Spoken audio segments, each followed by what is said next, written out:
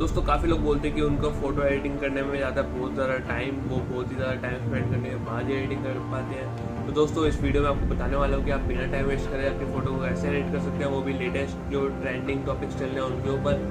तो दोस्तों मेरे साथ बने रहिए इस वीडियो में। और दोस्तों मेरे पास काफ़ी सारे क्वेश्चन आ रहे थे कि देखिए आप देख सकते हैं सारी वीडियोज़ में आपको बता रखे फ़ोटो कैसे एडिट करनी, लेकिन ये सब लेंथी है।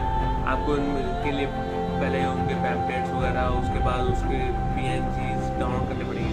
दोस्तों इस वीडियो में आपको मैं बताने वाला हूँ आपको कुछ भी डाउनलोड करने की जरूरत नहीं। आपको बस जाना है, सेलेक्ट करना है और आपको फोटो सेलेक्ट करनी है, आपकी फोटो अपने आप एडिट होती रहेगी। तो दोस्तों मेरे साथ बने रहिए, वीडियो को स्किप मत करना। वीडियो को एंड में अगर आपको वीडियो पसंद है, आपको स्किल्स बहुत अच्छे लगे तो आप दोस्तों प्लीज़ लाइक जरूर करना।